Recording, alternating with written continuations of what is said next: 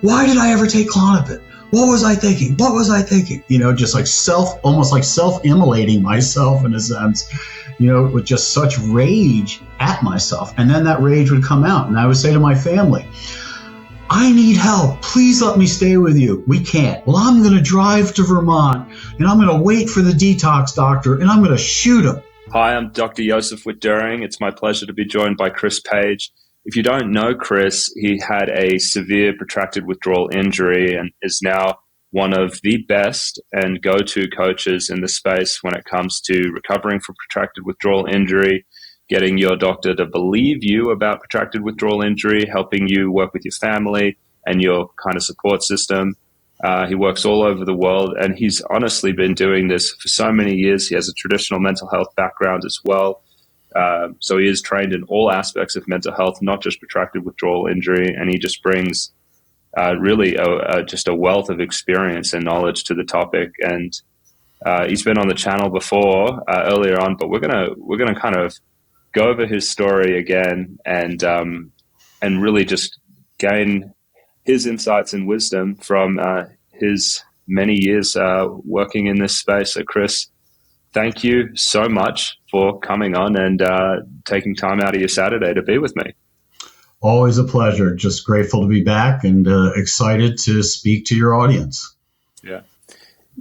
Chris, I would love it if you could actually start by telling people your story, how you ended up on psych meds, when did the bottom fall out, and then what the journey was like coming back from there.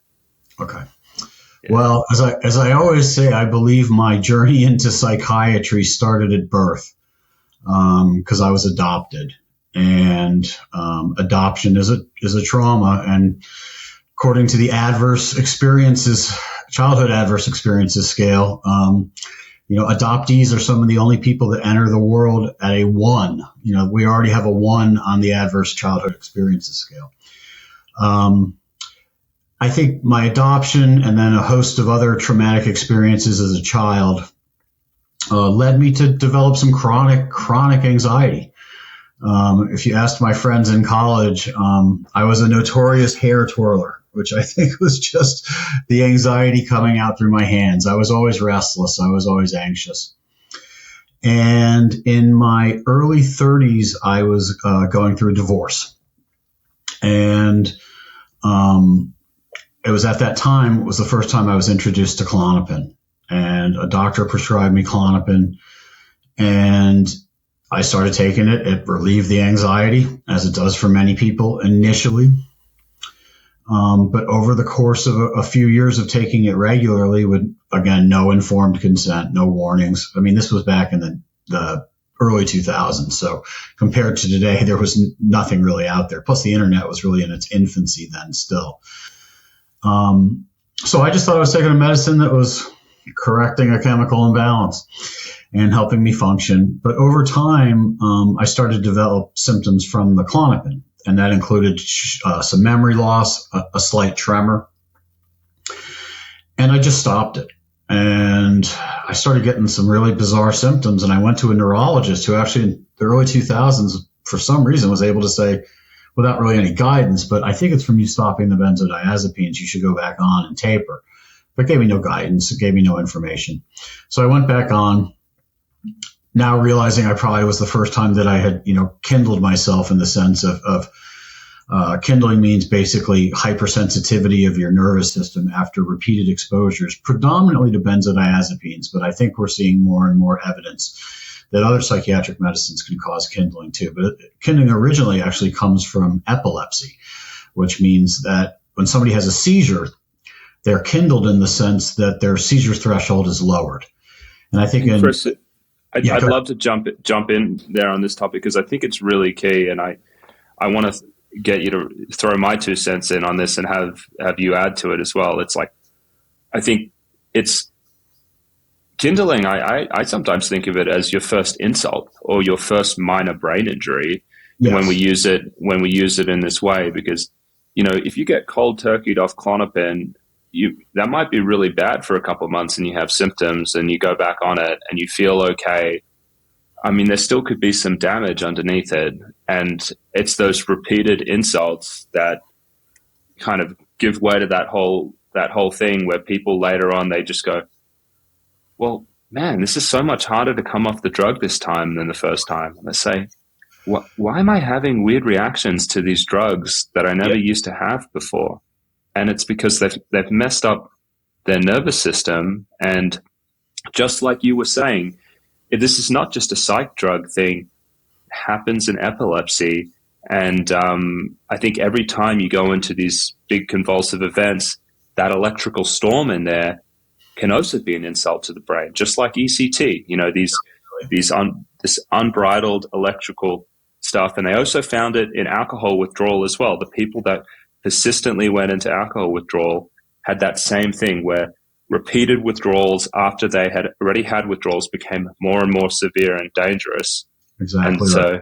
And so you got this injury. Yeah, and I don't know, I love that you brought that up, because I don't think people are aware, like you said just then, that these little things along the way to the major incident, they all matter. Yes. I mean, I think we become a sum of our exposures, a sum of our experiences in a sense. And, that's what kind of happened to me. I think that we get these micro injuries that then manifest as a macro injury, that it creates a cascade where you have these minor injuries building, and all of a sudden it reaches a threshold or a tipping point, and the nervous system collapses. Even though there are often, what I would call prodromal signs. We talk of prodromes in migraines, where people have preclinical symptoms that indicate that the full migraine is coming. Well, I would argue for many of us that end up in an iatrogenic injury state, there were lots of warning signs that we were probably either gaslit about or ignored, or just, it was conceptualized by our providers as a piece of our illness, or that somehow this proved that we needed the medicine. So people go back and on, back on and off.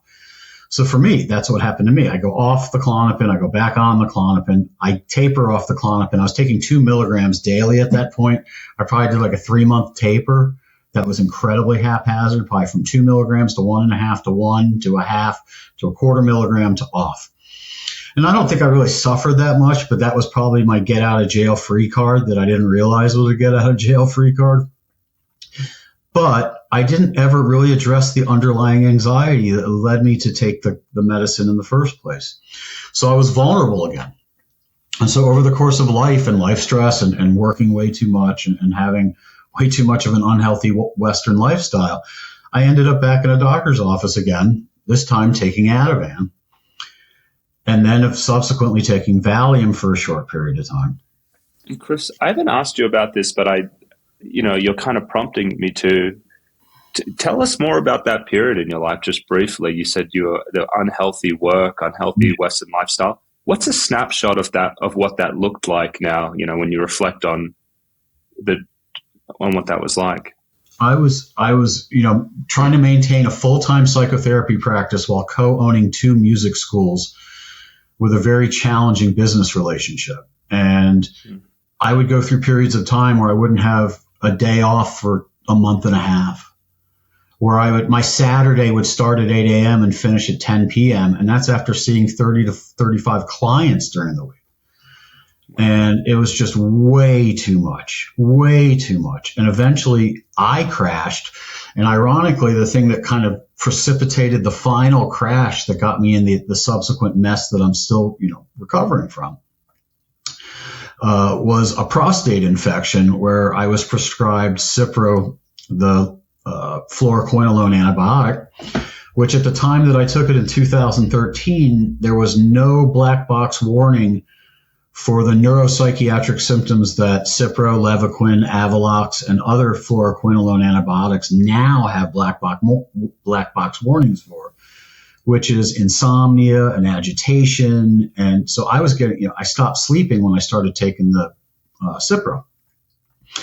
So because I had really no wisdom or knowledge about benzodiazepines at that point, and I thought the problem from benzodiazepines in my view at that point was daily use. So I thought, well, if I take, a half milligram of something every 3 or 4 days to sleep, it won't affect me. And so I asked my primary for 10 half milligram Klonopin tablets. She gave me 21 milligram Klonopin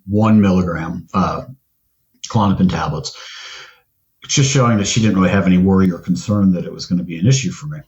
I took 16 total milligrams over the course of 3 months. A quarter milligram one day, 3 days later, a half milligram, maybe another quarter milligram 4 days after that. So, not really much use in the grand scheme of things.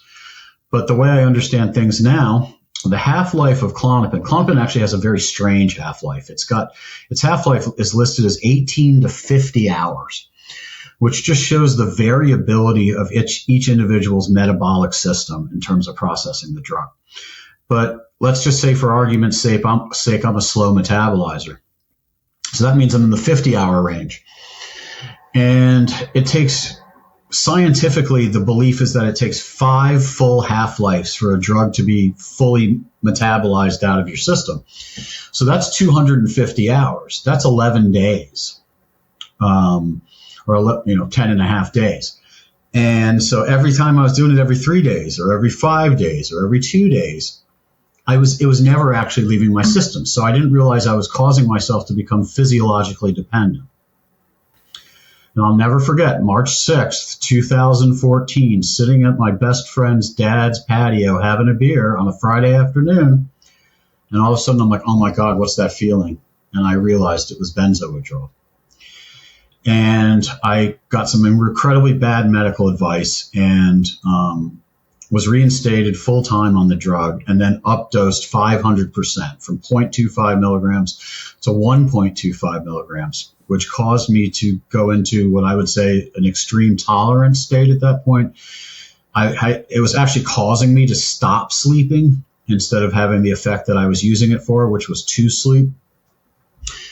And because I had stopped sleeping, and I think anybody that's ever had severe insomnia can fully understand why the military uses sleep deprivation as an enhanced interrogation technique. Because when you stop sleeping, it can cause you to literally lose your mind. And I was desperate, I was frantic, and I started threatening suicide. So my family, understandably, was terrified. My friends were terrified. I'm very blessed with a large support system of friends and family too. And so everybody's terrified, and they're saying, you need to go somewhere and get off the drugs. We need to help you. And at that time I was reading, threads on Benzo Buddies, the online support forum. And everybody was saying, don't go to a medical detox. It's dangerous. And I'm thinking, that's a bad idea. But my family really kind of pressured me, just come at least meet with the doctors, at least see what they have to say. So I flew. I don't know how I flew, but I flew from Florida to Vermont. And at that point, I probably hadn't slept more than an hour or two for a month. And I was just completely compromised cognitively. I was desperate. I was terrified. And when I went to the detox center, they wouldn't answer. I had a list of questions that I wanted to ask them. They wouldn't answer any of them. And then my family kind of put immense pressure on me. And I remember saying to my sister, if this goes wrong, it's on you, which ironically, it went very wrong. And no offense, but she didn't suffer like I did. And so under immense pressure, I said, fine, I'll go in. And talk about humiliation, cavity searches, just complete degradation in the intake process, treating me like I was a drug addict. And putting me into a medically supervised detox, where they took me off a milligram and a quarter of Klonopin, which is the equivalent of 25 milligrams of Valium, in 5 days, and had the gall to say to me that this is a slow taper. So at the end of 5 days, I developed severe. I already had some moderate akathisia, but then I developed severe akathisia, where the restlessness and agitation are so severe that all I'm doing is pacing the halls of the hospital. I can't sit still. I'm frantic. I'm asking for help. I'm begging for help. I know you're kind of describing akathisia, but for someone that may have just heard that term for the first time, what is akathisia?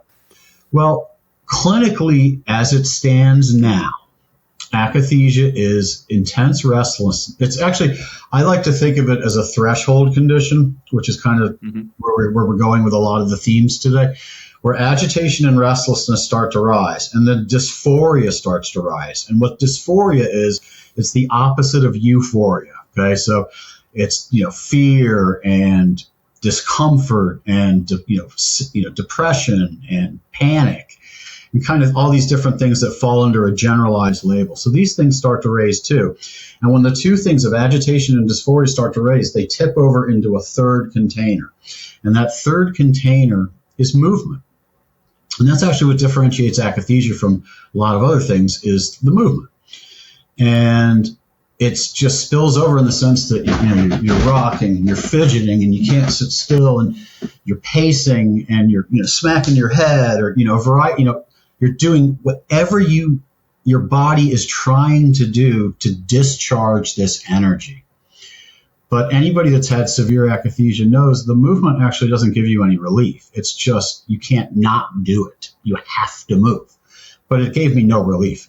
I eventually got to the place where I was pacing 10 to 14 hours every day. I would be woken up at about 4:30 in the morning, which I always would say was the equivalent. Like, I'd get hit with a lightning bolt that would fling me out of bed. And then I would just start pacing in a circle for hours. I had bloody feet at one point because the human body is just not meant to walk with the intensity that I was walking every day, combined with the fact that I couldn't wear shoes or socks because they felt so restrictive most of the time. I'm just in this frantic, agitated, terrified state where I can't control my movement.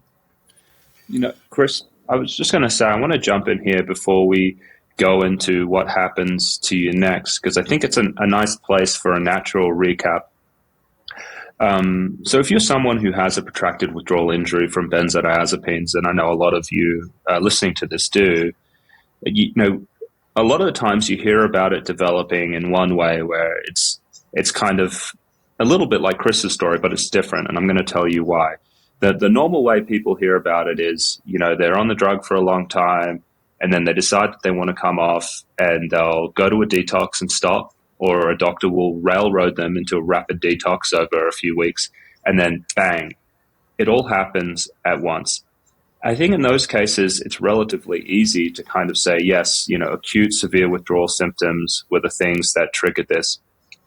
But at least clinically in my practice, I would say a third of people present actually like Chris did. And that's with a lot more of these subtle symptoms that kind of build up over time. Like he's saying, that get misinterpreted as other things. They're multiple little injuries, an adverse reaction to an antibiotic that kind of hits them harder, and now they're having insomnia. They get back on the drug, and then instead of it helping them, all of a sudden the pills, they're just not working. They start to develop a whole host of other symptoms, whether it's some tingling in their feet, or it's panic attacks that they've never had before. It's feeling, gripped by this fear state. Sometimes they'll even start to shake and tremble and have restlessness, and they'll stay there for a couple of months just going, what is wrong with me? What neurological condition, have I developed? And then all of a sudden, the full-on protracted withdrawal syndrome hits. And sometimes that's without a really abrupt withdrawal. I know in Chris's instance, the withdrawal really kind of threw him into it. But sometimes we see people just these repetitive injuries and then interdose withdrawal patterns. And those withdrawals in between the doses, and that's probably what was happening with Chris because of the inconsistent use there. They can also be damaging as well. And so once this imbalance in the brain has taken hold because of an adverse reaction, or the drug has started to turn on you, it just builds like a snowball. And eventually the whole system is compromised. And I wanted to make that point there because there may be some people out there who have felt like they didn't fit into that pattern, but you're not alone. And there's a lot of people where it happens just like that, and just like the beginning of Chris's story. So I get out of the detox after 5 days. They put me in an outpatient program because I have to get rid of my issues. And it takes about 24 hours in the outpatient program where I threaten suicide a few too many times, and I end up in a psych ward. And again, just completely humiliating experience, nurses saying, "Oh, sure, you're a therapist." Sure you are. I mean, it's something I posted on Twitter yesterday, which was all we hear about in the mainstream media and on Twitter all the time is end the mental health stigma. End the stigma so we can access treatment. Don't be afraid to seek treatment. Well, I think the real stigma in mental health is that once you take a psychiatric medicine, your credibility is gone. Gone. Your word is meaningless. Meaningless. Because any professional can just say, "Oh, you have bipolar. Oh, you're depressed. Oh, you have a cluster B personality disorder." Why would I believe what your self-report is about these symptoms you're experiencing? And so I found myself in that situation where I'm pleading with these people, and I'm just, I'm just pacing in circles around the nursing station 24 hours a day, not sleeping. And they discharged me. With the last night I was there, I didn't sleep 1 second, and they discharged me the next day.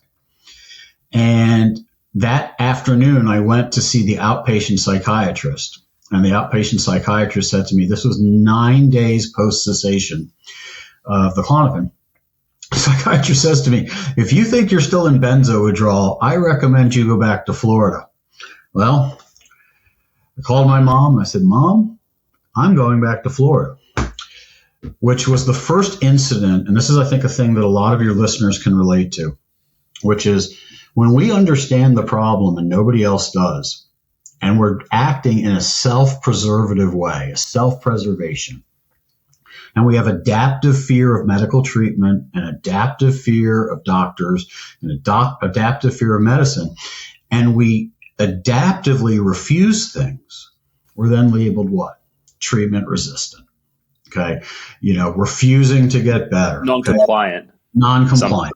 And I see this over and over in people I work with now with their families. It's the same conversation I have with families when they want the patient to fire or the client to fire me, which is, he's just enabling your bad behavior. If he says benzodiazepine withdrawal is real, that's just an excuse. You're just choosing not to get better. We offer you all this help, which we all know if you are in a severe protracted state or even in a severe acute state isn't going to help. Psychotherapy is not going to help. Okay. Taking a walk's not going to magically get rid of my symptoms. Getting some fresh air and some sun and grounding with my feet on the ground, that's not going to change my symptoms. Maybe in the long run, down the line, it can have an effect. Not when you're in an acute phase. So that was the first time where I think the fracture began in my social support system. He doesn't want to get better. He's refusing treatment. He's non-compliant. So I go home, somehow manifest the next 8 months at my stepmother's house, where I'm being forced to go to 2 to 3 AA meetings a day. I'm sitting in these AA meetings like this on my phone the whole time, reading, hundreds of pages of online forum information, trying to find, as we all do, the magic answer or the story that matches our story exactly and gives us a pathway out of this. But I think anybody that has ever found themselves in a protracted withdrawal state knows that unfortunately doesn't work. So I am sicker and sicker. And by the end of 9 months, they kick me out. I go back to the place where I'm living. They're getting ready to kick me out. I find some kick you out. Like my behavior, so that you can't be here because you're so aberrant in how you're behaving. I was actually transitioning I sold my townhouse and I was going to move into a house in the next 6 months. And I was living with a friend, just renting a room from him as I was kind of in this transition phase where I was getting ready for the next phase of my living situation. And so I get some people in Alaska kindly say I can come stay with them. And even these are people that understand the psychiatric withdrawal community, but then they kick me out. I want to ask you for a minute, we're kind of, now you're moving states. I just want you to pause and just, what did this cost you? Because it sounds like before all this happened, you were running a couple of businesses. It sounds like you were involved in 3 separate businesses. Yes. What did all of this cost you? I would argue that it cost me everything but my life in the short term. Okay. It cost me my home, my car. It cost me almost every possession I had minus my clothes, any family heirlooms, things like that. I had a storage unit because I was, like I said, transitioning between places. I had a storage unit, lost that with every possession I ever had. I lost my mind. I lost my soul. I lost all my social support. I didn't have any social support. My family turned their back on me. All my friends turned their backs on me. There wasn't anybody. There was one friend, honestly, one good friend who's still my closest friend, probably, who rescued me in a sense, at least got me out of a very tenuous situation in Alaska. And the flight that I had to make from Alaska to Cleveland is a story I wrote on Mad in America. If anybody wants to see that experience, but you went from being fully employed to what? Fully functional to fully dysfunctional. Disability, was that like just? I was completely disabled. I couldn't function, but again, because of our disability system in this country, I was rejected both times. I was rejected first. I mean, I think a lot of people are rejected in the first pass through with disability, but then when I got in front of a judge, she still denied it too. And so you had to just terminate your full caseload. You're helping all of these people. I shut the whole thing down. Yeah. I literally disappeared like a thief in the night. It was like one day I'm like this, and within a month, I'm closing my practice. I'm selling these businesses. I'm losing my car. I'm losing my house. I'm giving everything up because I'm so disabled.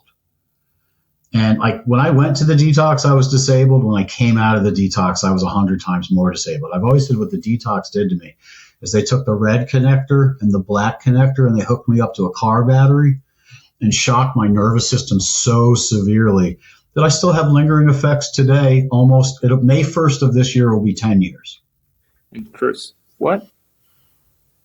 How did you survive without any financial resources? Let's just say I got in very, very scary, compromised positions where I was being abused by people that supposedly understood withdrawal. I had to do some other things that once I feel comfortable enough, I mean, don't worry, it's nothing horrible, but, I'll talk more about someday. But one thing I will give myself credit for is I'm one of the most resourceful people I've ever met. And I somehow was able to find another person in the withdrawal community to take care of me for a year. And then at about my akathisia was severe for 3 years. And then when it started to remit, by the 4th year, which was 2018, I slowly started to work again. And very slowly. I talk to so many people on this channel, and I think you may be aware that it's outside of just protracted withdrawal injury. I talk with people who've developed PSSD and other conditions and things like that. And you touched on your family turning on you, and I can just think within the last year, I've heard from 3 people who, in interviews, whose families have involuntarily hospitalized them. The doctors have essentially turned the family against them, and it has completely, at least for some of them reconciled, but for 2 of them that I remember, it completely demolished their relationship with their parents, with a sense of betrayal that I think may recover. I mean, I hope it recovers when things get sorted, but it was huge. And I was just wondering if you could speak a little bit to, I mean, it sounds like your family pressured you to go into the detox, you got hurt, and then they kicked you out. Yes. Can you just talk about what that felt like?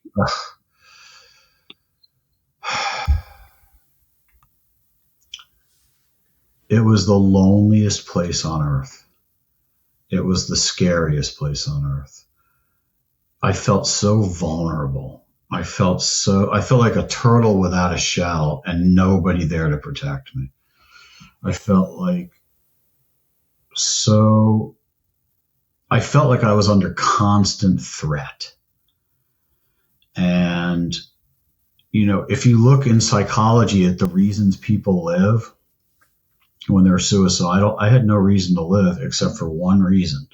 And that was to do something like this, to get the word out, to create things that will help people, to coach people when I got better, to find a woman that I'm living with. These future-oriented fantasies were the single thing that kept me at 50.1% alive, as opposed to 49.9% not alive.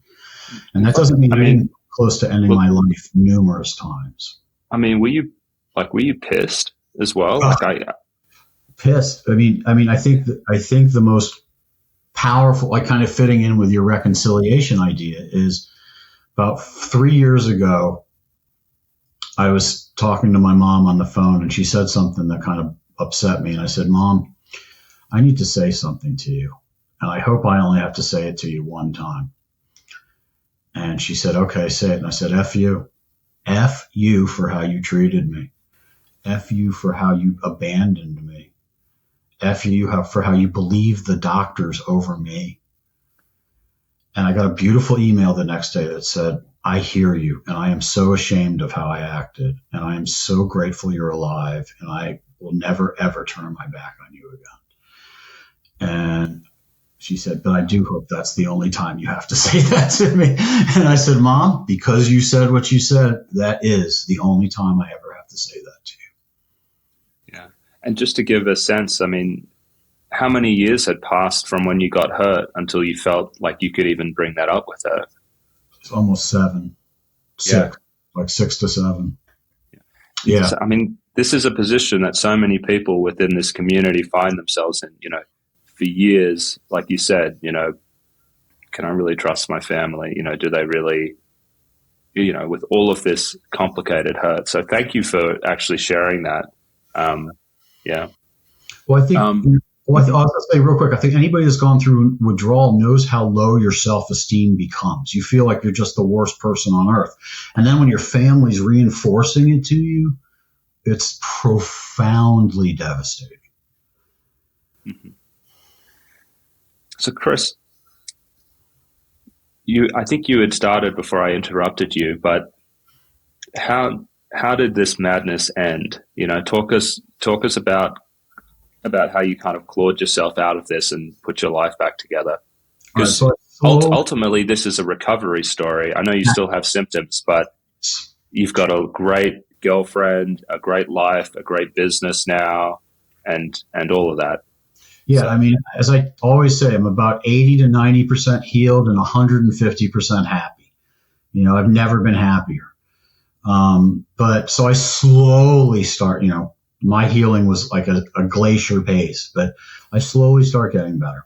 Like no movement for 3 years, I think is what you said, right? Yeah. So after 3 years, the akathisia starts to remit, and I can sit, but I'm still agitated. I'm still restless. I'm still cognitively impaired. I'm still vulnerable. Any stressor can just send me over. But then slowly over time, I start to build resilience in my nervous system. I start to build more regulation and stability in my nervous system, and I can start functioning more. So slowly over time, I start to do interviews. I start to network with people. I start slowly rebuilding my life. I start reconnecting with friends. I think that's a piece of this too for anybody out there suffering, is that as you get better, and I believe you will get better. Do I believe every single person heals 100%? I don't know if I can say that. But do I believe every person, if they don't get in their own way, meaning taking more meds or drinking or doing things like that, experiences a form of healing? Undeniably. And as I started to get back, all of a sudden my voice, that was saying for years, this is akathisia, it's an injury, I'm not faking this, it's true. All of a sudden when I was better, my word became meaningful again. Oh, maybe you were telling us the truth for all those years.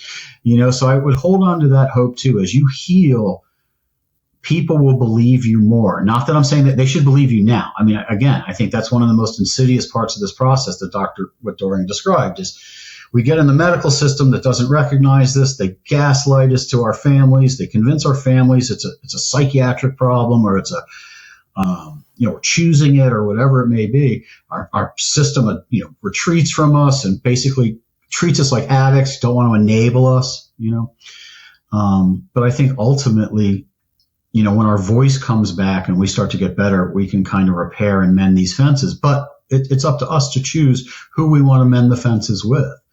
I mean, the two words that have helped me mend the fences with the people that I've wanted to mend fences with have been, I'm sorry. Them saying I'm sorry to me and me saying I'm sorry to them. And what I mean by that is I'm sorry that I sent you an email that said I was going to end my life in an hour. Okay. I can understand is if the roles had been reversed, I wouldn't have been comfortable with that either. I would have been angry at you. I'd have been frustrated. But there's a lot of atonement that can come from this, and a lot of healing that can come from this. And I would argue some of my friendships and relationships are stronger today than they've ever been, because I had one of my best friends about 3 years ago. We had dinner together, and he just started crying at dinner. He said, I thought I'd lost you, and you're back. And I mean, I get goosebumps even thinking about it. I just want people to know that there is recovery possible and healing in relationships possible too. I think this is probably a really nice point to fully transition over to talking about your work with people with protracted withdrawal. I mean, been through it for 10 years yourself, and been working in this area for many years. I've been doing this work as well, a lot of supportive work over the last 4 years, and this stuff isn't easy. And so this is one of the reasons why I actually get so excited to talk about Chris, because you probably see like 30 people a week at the moment, a lot of them with this problem. And so I think what I would love to do is just get your take on how do you help someone recover from a protracted withdrawal injury? Just give me the lay of the land. What is that? Yeah. I think for me, what it is I think in the withdrawal community, we have a tendency to be very black and white about things. You're either completely injured and destroyed and your life is over, or you're 100% healed.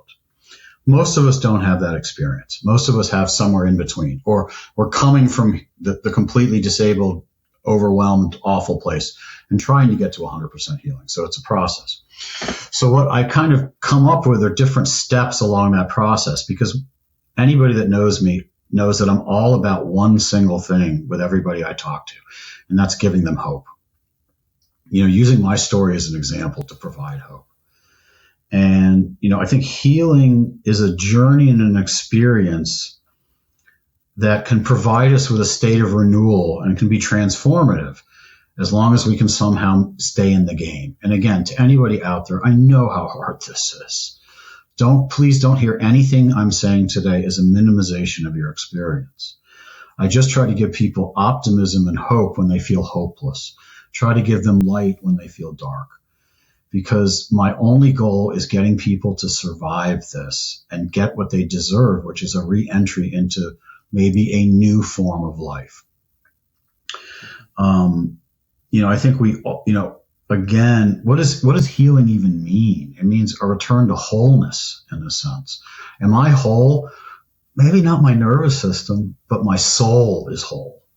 My energy is whole. My will to live is whole. My pleasure in life is whole. And I still have some symptoms, but they don't get in the way of my life. So in my mind, I've healed a lot. Will I ever be 100% healed? I'm not sure. I'm 58 years old too. This isn't coming back.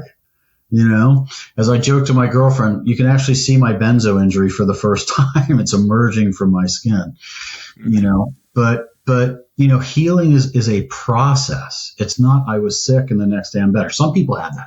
And I hope everybody hears this too. I want every single person out there to believe that they can heal, that they can return to a beautiful, wonderful life.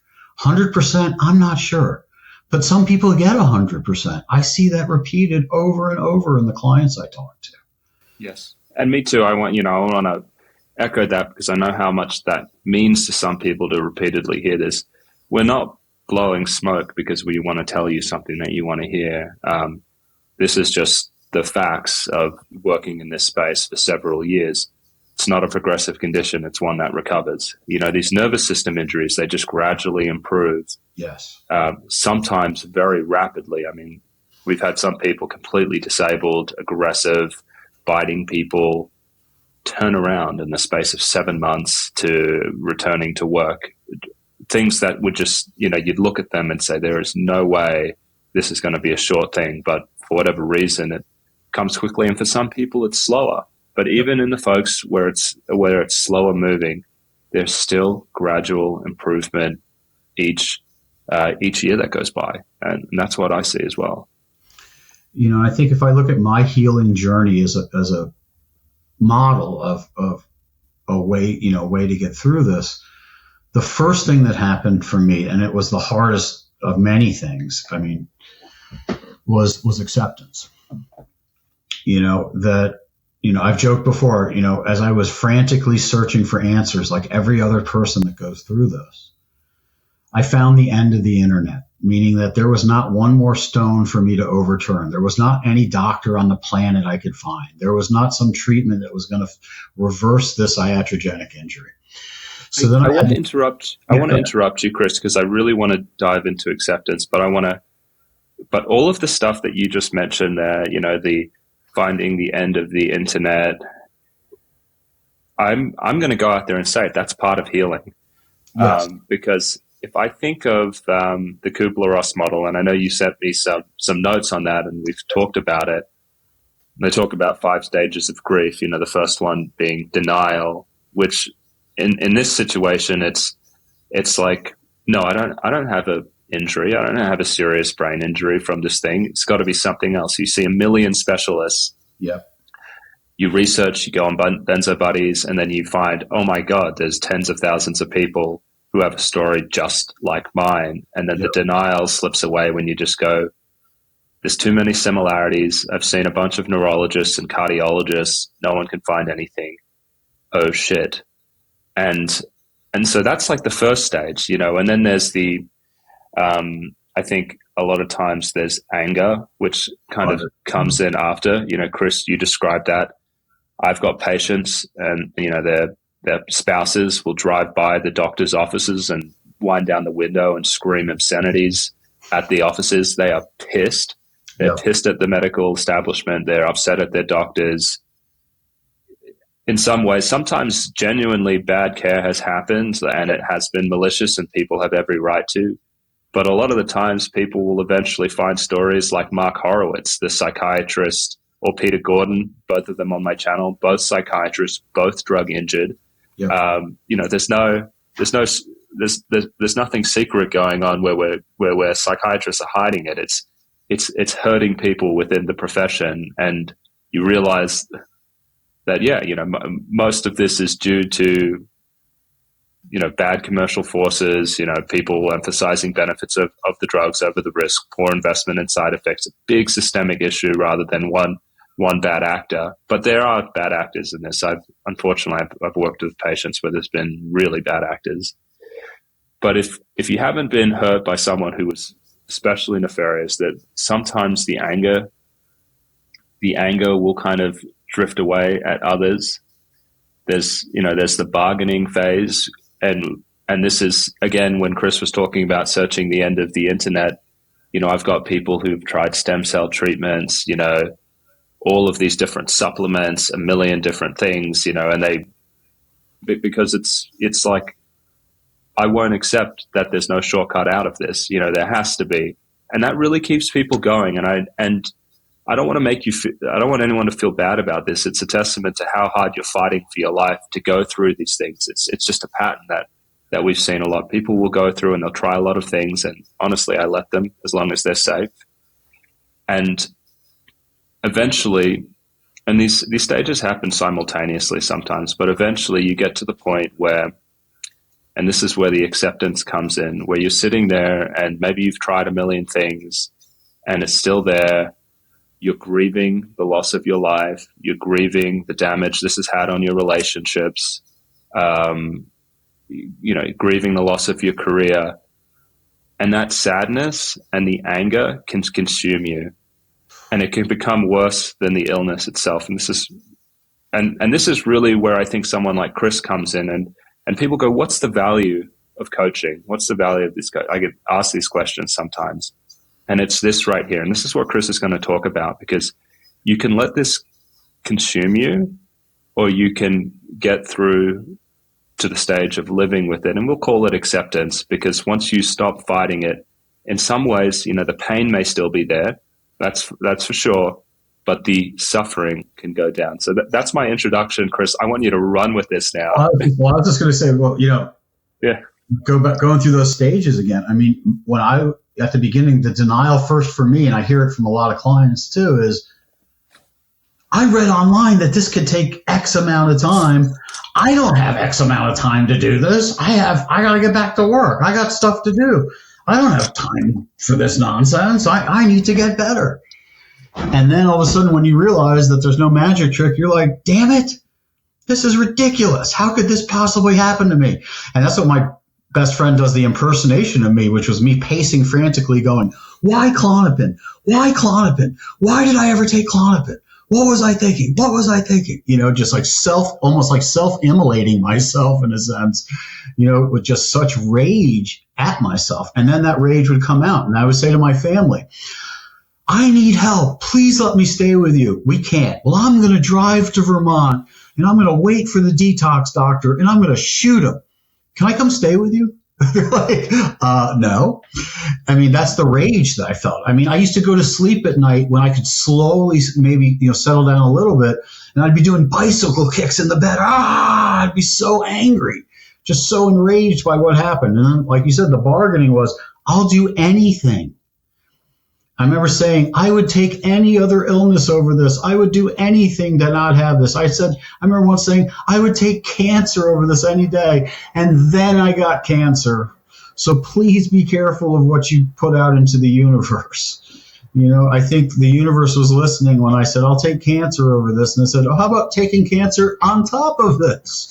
So I had prostate cancer in about the fourth year of this. So, and then you get to depression, where depression's really, I think in this process, is learned helplessness. You learn you're helpless. There's really not much you can do to affect the symptoms per se. But then you get to acceptance. And I think what's important to realize, though, is just because I got to a level of radical acceptance, which meant that I acknowledged that this was the worst thing I was ever going to go through, but that I was accepting that I had to go through it, or that I was choosing to stay in the game to go through it, that I wasn't cured yet, but my heart was accepting at least the journey that I would have to undertake. But that doesn't mean that suddenly when I got to acceptance, it was like the tassel and I graduated. No, I'd go back to denial. I'd go back to anger. I'd go back to bargaining all the time, bouncing back and forth. I think one of the most insidious things about this too is we have to grieve our life while we're still alive. So let me say that again. You have to grieve your life. Everything I lost, I'm grieving, and I'm still alive. I felt dead. It's another thing that people get convinced of, and I was convinced of too. I'll never be a coach again. I'll never be a therapist again. I'll never be able to do this again. I'll never be able to do that again. And I want everybody to hear that out there. Everything that I said I could never do again, I can do again. I want to say here for a moment, because I think it's the first year to 2 years of protracted withdrawal is especially difficult across the board. One, it's difficult because for most people, these are the worst years when it comes to symptoms. But the other reason it's difficult is there's a tremendous amount of change in your life, which is incredibly stressful. We have people leaving their jobs, going on disability. We have their spouses becoming terribly depressed because they thought they'd signed up to be with someone who was healthy, who could go on these nice vacations with them and do great things, and who could look after the kids. And now all of a sudden they're coming back after a busy day of work and needing to be a caretaker. And so they're dealing with that. They're dealing with people around them whose lives are difficult. They're dealing with their kids coming into their bedroom and just saying, "Oh, mommy, are you still sick?" And just having to hear that again and again. And, they have to tell their parents and their loved ones and their spouses, "Hey, this serious thing has happened to me." And that's really challenging. And so the rug is pulled out from underneath you. And so you're dealing with the worst symptoms of this, and you have to undergo a full-on change in your life where a lot of people are unhappy and hurt and sad. But that stage ends, and I see people move through it. They just take it one little thing at a time, tell one person at a time, come out of the job, get on disability if they need to, renegotiate things. And then the life kind of settles and you're like, okay, I'm in healing phase. And so that's something that I see a lot in the first 2 years where it's like, it's so hard for people. Well, I think the other dilemma, like an analogy I've used before, is that we become the boy that cried wolf, except there's actually a wolf. And we're the only one that can feel it and see it. So we're going, this is real, this is real, this is real. And everybody's around us is going, I don't see what you're talking. You look fine to me. I don't know what you're talking about. You look the same. And then I think another thing that's so insidious to this is that most of us ended up on these medicines because we had anxiety or depression or stress or insomnia or whatever it is. And when those things get worse, we just are viewed as a worse version of ourselves. So it's a progression of our illness versus a reaction to the withdrawal or the iatrogenic injury. I'm going to say something very positive now, Chris, on the boy who cried wolf thing. Because of people like you and the other people that come on this channel, less and less people are going through that. We've been able to point people to, where in the drug label, the FDA, it says, this is protracted withdrawal. These are the symptoms. Yep. And then now when someone gets hurt, and I hear this from my clients, their spouse will sit down and they'll watch 10 of these. They'll watch 10 people just like you who've gone through it and just say, oh my God, that's exactly what's happening to my partner. Yep. And so I feel like we've shortened the cycle. I agree. I think one of the greatest gifts you have given the withdrawal community, and it is a gift, and you have been a gift, is you are giving victims a platform. You are giving victims a credible place to tell their stories that then create content to do exactly what you're describing, which is watch this video, Dad, or watch this video, spouse, or whatever it is. Like when I started on this journey 10 years ago, there was no content. Nothing. There were a few videos online, and that's it. Benzo surviving antidepressants. That was it. There was nothing else. Nothing. Yeah, if you wanted someone to believe you, log on to Benzo Buddies and the website, it looks like, it was written in the early 90s, back then, really old school. Yep. And I know people out there are still looking at it, but they'd just be like, what is this? What is this thing? Who are the people behind these, sometimes very frantic and very scary text up there? But I think seeing someone's face and hearing their voice and connecting with them over video and audio it hits people differently. It's just like it does. You have just given us a gift. You really have. So after acceptance, for me, I think the next part of it was surrender. There's a Buddhist term, dukkha, which means surrendering to the inevitable pain of a situation without fighting it anymore. Another analogy, I was fighting for my life every moment, but I wasn't fighting the concept of what had happened to me anymore. And the example I use with clients is a rip current. Anybody knows that if you're in a rip current, the way to come to the surface is to stop fighting and relax, and you'll float to the surface. The more you fight and flail, the higher risk you have of drowning. And I would argue that there's some piece of that in our experience. Could you maybe flesh that out with maybe some things that you did yourself or you saw in others where fighting it was actually making it worse? Just what you see in the trenches. I think it's the self-questioning. Is this really what's going on with me? I mean, I have clients all the time doing this retrospective view of their life through this present paradigm, almost gaslighting their own experiences, saying, maybe I was always like this. Maybe this is who I am. Maybe this is who I've just become. And if that happens, then people give up hope that they can recover. And then I'll also see things like, if I had anxiety before this, how am I ever going to get better if I get through this? I'm like, and I'll say to people, once you've seen the devil, he doesn't scare you anymore. So the things that used to make me anxious are comical now. They don't faze me the same way because I have an experience that I somehow survived that, it actually taught me some valuable lessons of my own strength and my own ability to manifest things and my own faith. I think that's another thing that gets so shaken for people when they're fighting this is their faith. I mean, I lost my faith in God. I had lost my faith in humanity. The only faith I had was a small amount of faith in the God of neuroplasticity. That I somehow believed deep inside that my brain and nervous system could somehow recover from the severe injury it suffered. And that's where I think hope comes in. I say to clients, in the absence of evidence, we have faith and hope. Because a lot of people will say, I'm getting worse, or my symptoms are changing, or this is getting worse. And this shows me I'm never going to get better. And I'm like, sometimes when we don't have evidence, we have to have faith. Faith that tens, if not hundreds of thousands of people have come before me and survived this and recovered from this. Hope that there is within us, each of us, an ability to heal. Maybe not fully heal. I will never say that. But heal to a point that life is well worth living.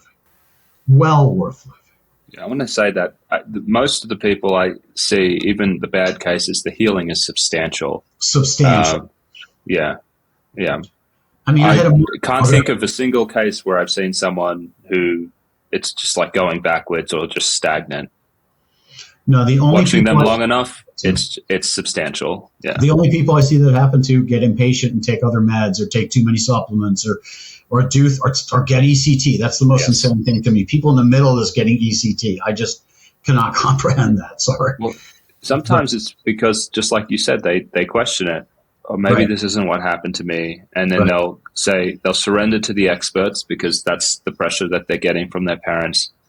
The experts will not really pay that much attention to them and just say, it sounds like treatment-resistant depression or something like that, or some psychotic illness.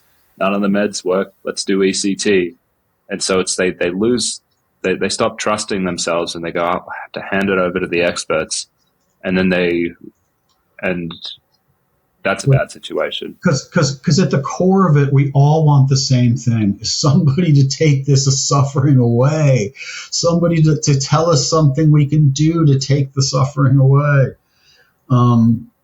But then, so I start to slowly heal. I accept things, I surrender, I turn. I don't like AA in certain programmatic ways, but they've got some good cliches. And, for me, it was just turning it over to the God of neuroplasticity, not my God that I had before, but the God of neuroplasticity. So what are things that I try to tell people to look for as signs they're healing? Because I believe this too. 1% healing is healing. Because if I heal 1% one day, and then a month later I heal another percent, and another month later I heal another percent, I might get to 5-10% healing. And then I might start to cross the threshold where it's a little less intense. I might get to 20% healing. And all of a sudden, I have a little more functionality starting to return. I might get to 40%. More functionality starts to return. I start to feel more present in my body. My cognition starts to change. things like that. I try to show people where they're going versus where they've been. Chris, I'm going to jump in because I want to touch on something. I know you're in the trenches, so I know you talk to these people every single day. How do you help people? Because I know there's a lot of people out there, especially if they're hurt right now, who are in the midst of it. They're in the shitstorm at the moment, maybe the first couple of years. Life completely blown to pieces, pissed, depressed. What do you say to them? Like, because I know this process takes time. It's not like you just walk in there and just say, surrender to it. Right. Accept it. What do you, like, what would you say to them kind of moving through that phase right now? Because I know it takes a lot of time to kind of go through that.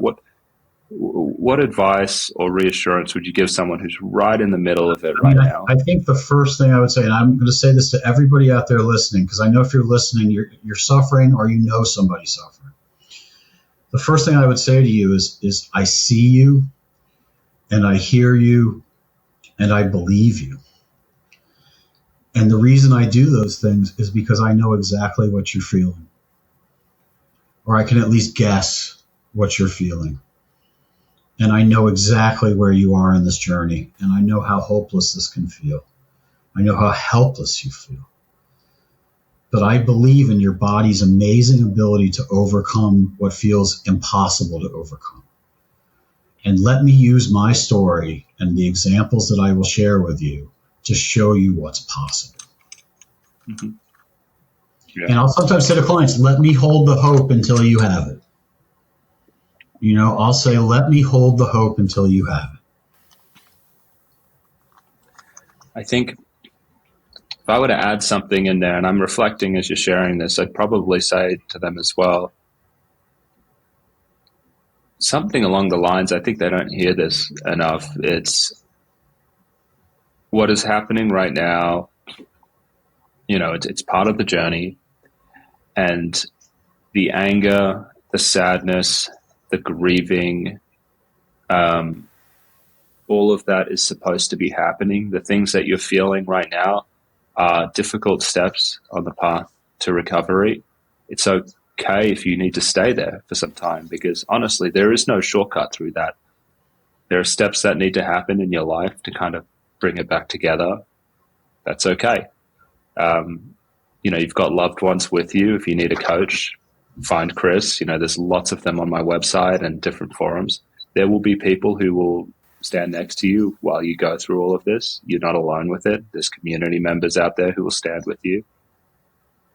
And so I guess, you know, what we talk about, because I think the acceptance and the surrender to it can be inevitable eventually, at least if you have that with the goal in mind. It sort of just happens, I think, over time. You know, you sort of move in that direction as all of these other things happen. I mean, I think that's true. You know, I think that's true. Go ahead. Yeah. No. That was the end of the thought. No, I mean, I think that's true. Is that I think another thing that's, you know, from a spiritual perspective that is so important is purpose. You know, that's one of the things that kept me alive was purpose, which was I'm going to survive. Well, first off, I was going to survive it because nobody was going to make a donation to NAMI in my name, that if Chris had just found the right mental health drug, this wouldn't have happened. That wasn't going to happen. No one was. Go ahead. Explain that. Explain why NAMI is where we wouldn't want that donation money to go. Because they're basically funded by the pharmaceutical company. Yeah. But so that was so in me there's ask anybody that knows me, there's an inherent defiance. So one of the things that kept me alive was defiance. No one's writing the end of my story. No one's, even though I wrote plenty of letters to people when I was thinking of ending my life that I would want them to read to end the story. But I was going to end my story. I was going to write the end of my story. I was also going to get, there's a great concept of living well is the best revenge. So I was going to get revenge on the people that hurt me by living well again. I was going to get revenge on the people who had abandoned me by living well again. And then I had future-oriented fantasies that kept me alive, like meeting the woman that I'm living with that I love so deeply, like creating the Institute for Athesia Research and Prevention that I've created.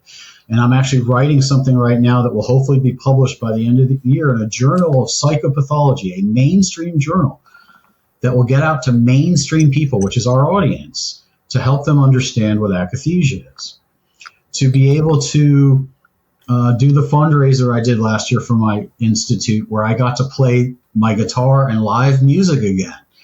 That was, I think, for anybody looking for hope, I have a video on YouTube of a cover of the Foo Fighters song Times Like These that kind of encapsulates my journey of healing. And, I think that it was really finding that purpose. Why am I suffering like this? Is there a point to this suffering? Okay. So I think that's another thing I try to help clients find is a purpose to the suffering. I think I'm going to share some examples of things that clients have said to me, and then I'd love to hear any that you can add to it. So, some people, they go, I'm going to help other people with this.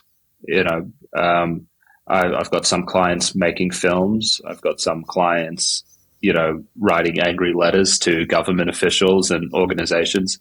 Yep. But there's even things that you can do outside of this area. So you don't have to say, oh, well, I'm going to get through this because I just really love advocacy for psychiatric drug injury. Some people aren't like that. And some things I hear, like, I can't believe my husband has helped me through this. I want to be there when he needs my help later on at the end of life. This is why I'm doing it. I want to be there for him. I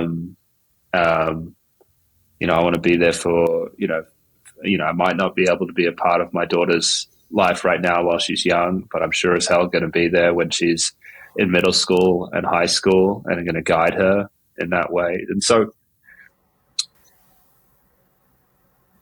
yeah, Chris, what are some of the things that your clients say, when you're trying to plant these seeds? Like, what are you fighting for? Like, why endure so much pain? Well, I think, I'll tell people this too. We only have one chance at this life. And, I'm not going to, again, but I want people to hear this loud and clear. It doesn't mean I wasn't close to ending my life numerous times. But that somehow there was this faint voice in me that you're meant to survive this. You're meant to do big things when you get through this to help other people. Because at the core of it, not only do we want to get better, but we meet so many people in the community along the way. We want them to heal too. There's a real kind of, we're all in this together in a lot of the communities. And, I think it's just the idea again that we can't let them win. We can't let them steal another life, even though they do all the time. And it's just this belief again that there is a bigger purpose waiting for us on the other side. Like I am so grateful. Like one of the gifts of this awful journey for me is an immense sense of gratitude. I'm grateful I can sit. I'm grateful I can wake up at 6 a.m. and lie in bed for 30 minutes before I have to get up. I'm grateful I can stand in a shower and feel the warmth of the hot water on the back of my neck and have it relax me. I'm grateful for the sunlight and the grass underneath my feet. I'm grateful that I get to speak to 30 to 40 people a week that are suffering and hopefully provide them with hope. And I think that's what people need to find is what do I see on the other side? Even if I don't believe there's another side at the present moment. That's another thing I kind of annoyingly do with all my clients is time stamps, is temporal stamps on things. Clients will say, I can't do this another second. And I'll say, right now. I'm so scared that this is forever. Well, that's how you feel right now. Just because you're scared doesn't predict that you'll be forever. I think that's such an important message for people that I think sometimes the withdrawal community inadvertently or advertently scares people to believe is that you'll never recover. You'll never get better. And that's the message I am constantly trying to counteract.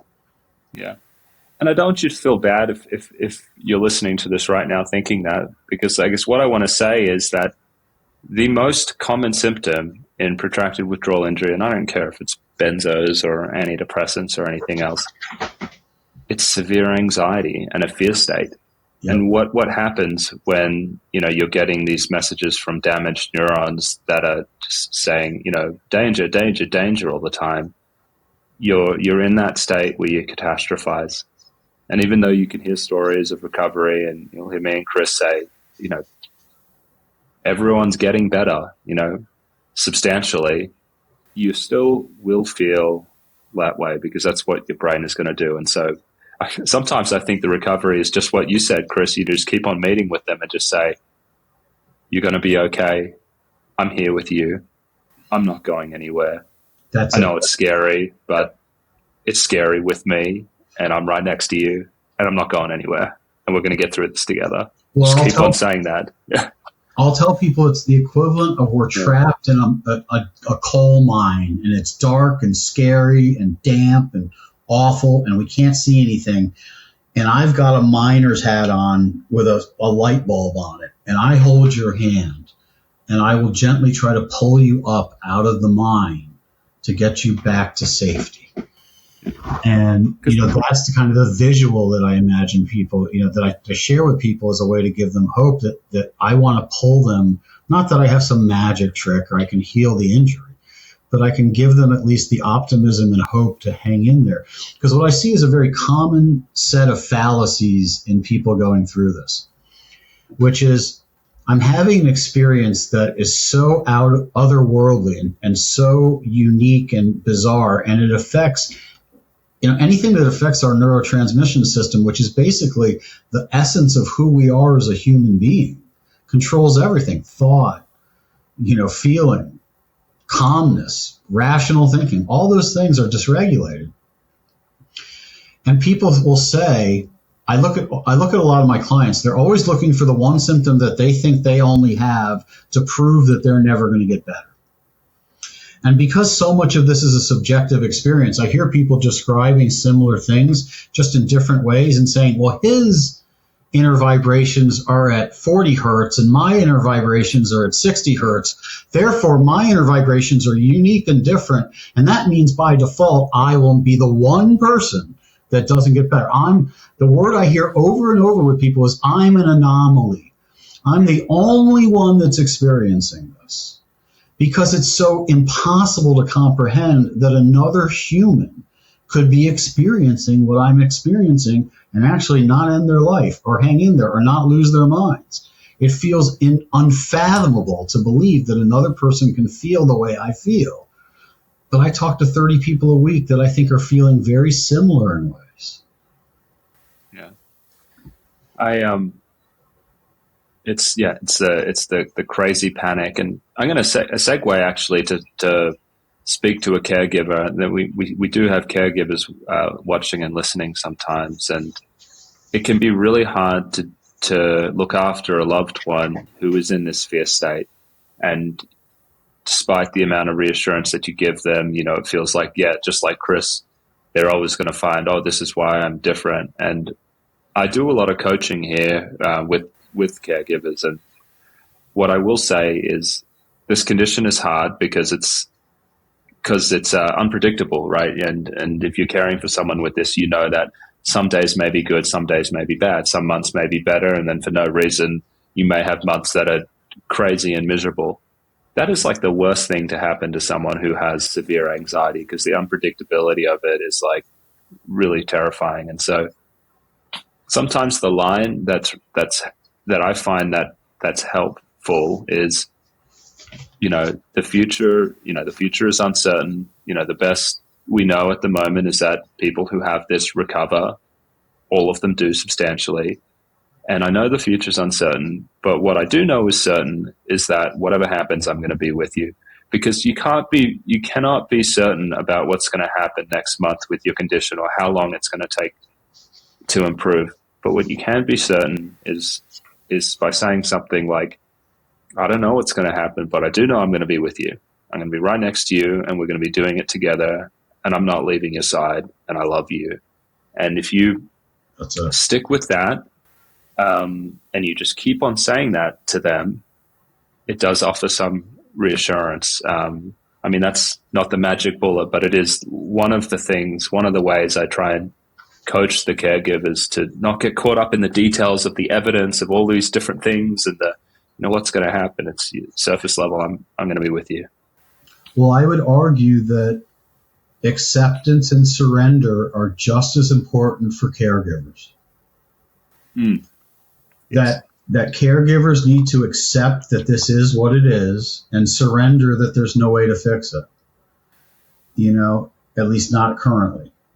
Every caregiver that can do that then can be present for their loved one.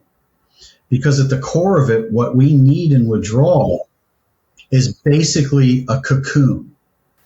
We need a safe external environment that keeps us safe and protected while we go through this metamorphosis of healing. And I think all of us can relate to the feeling of being that, caterpillar dissolving into a gooey muck as we fall apart and our whole world dissolves around us. But then hopefully, because we have a beautiful cocoon holding us and protecting us and loving us, we can come out of this as the beautiful butterfly that we all are inside. Think about my own life recently, and I know you know this, and I know the patients in my practice know this, but I don't think the channel knows this. But when my daughter fell out of the window, last year, and she had, seriously hurt, she had a traumatic brain injury, multiple fractures. For a couple of weeks, we were thinking, oh, we've lost her forever, because people are really sedated after they have severe head injuries, and they're not like themselves, and they're irritable. And I'm sitting there, I'm just like, is she going to have these intellectual problems? Is my life changed forever? Am I ever going to see my old daughter again? Because with the personality change and all of that. And I'm just sitting there with my wife who's crying, distraught, and we're thinking, like, how are we going to get through this together? It's the same sort of thing. I don't know what's going to happen.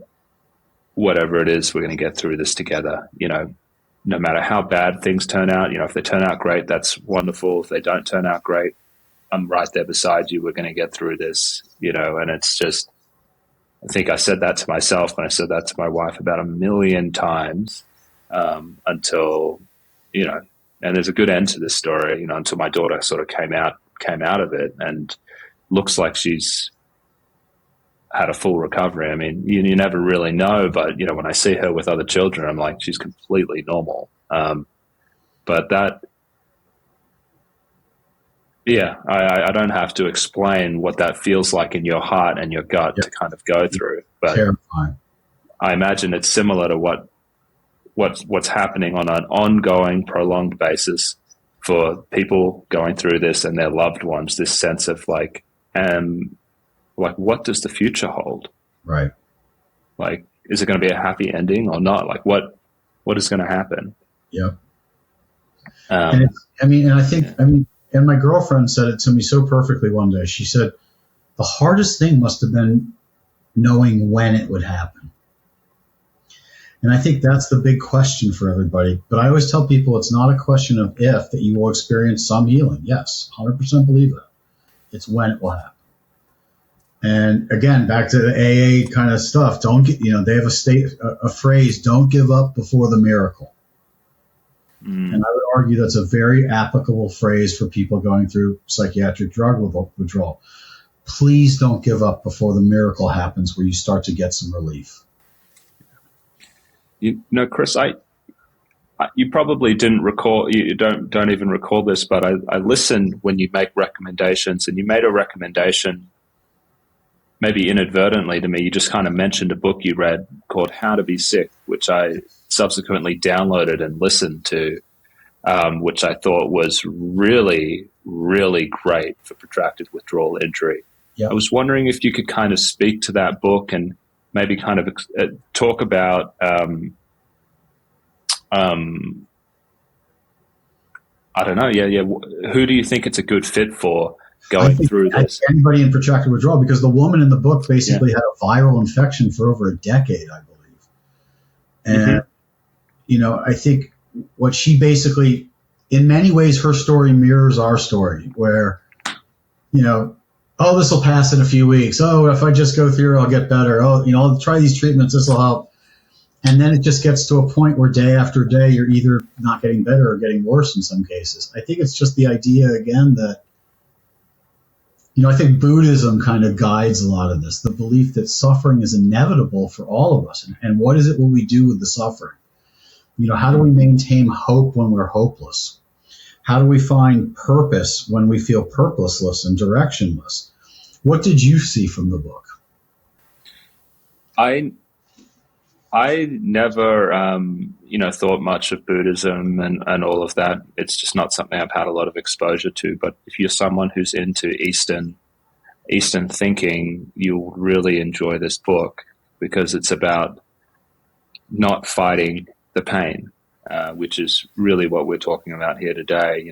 Going with it. They talk about, I can't remember what it is, but one of the main principles in Buddhism is, it's life is suffering.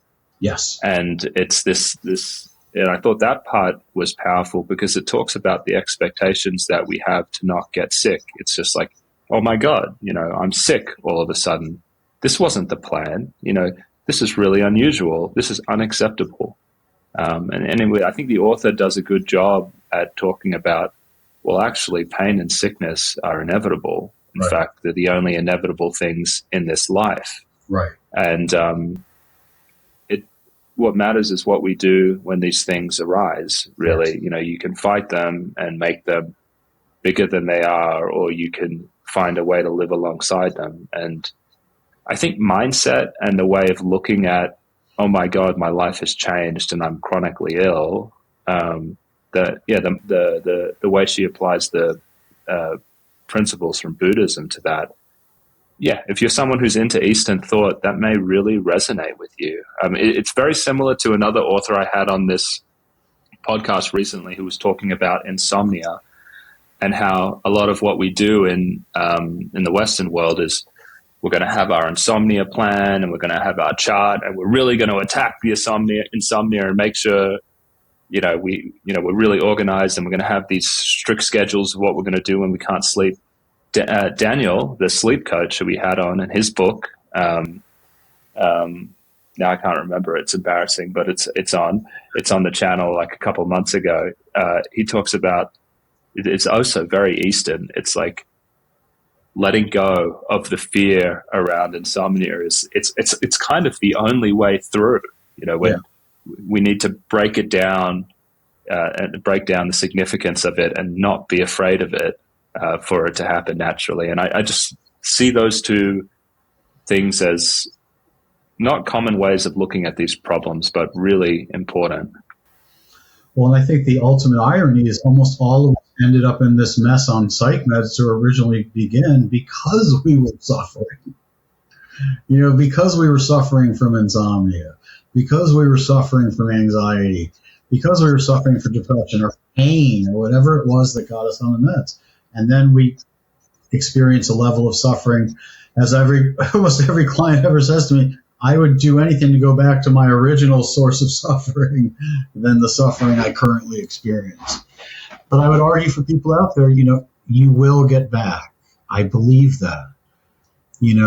I believe that the body is an amazing healing device. It just is. There are so many stories of neuroplasticity that don't involve psych drugs, that people having, entire parts of their brain removed, and the brain somehow compensating for that adaptation.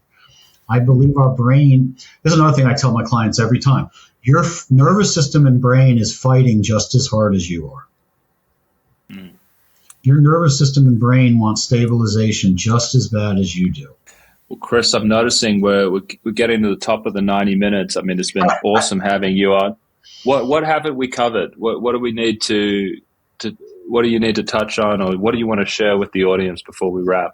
I think just, maintain the hope. And if you need more hope, please contact me. I would welcome the chance to support you on this journey. let me be a guide out of this misery. Not that I have a magic trick, but I've at least walked the walk. That's what I would say. Chris, where can people find you? They can find me at Chris Paige, and it's PAIGELCSW at or .com or at Gmail. So that's my email address too. So feel free to contact me either way. I would welcome the opportunity to get to know you, see if we're a good fit, and see if there's a way I can possibly support you through this process. Yeah. That's great. Yeah. People, please reach out to Chris, if you're going through this, because it is like, there's no better guide than someone who's gone through it themselves and who has worked with thousands of people now, probably. I bet you it's over 1,000 easy. And It's like, when do you want the map? Do you want the map halfway through the jungle, or do you want the map kind of where you are now? It will save you from making mistakes. So reach out to Chris, do yourself a favor. He's one of the best in the space. Chris Paige, thank you so much for coming on and sharing your wisdom. It was an absolute pleasure. Thank you so much.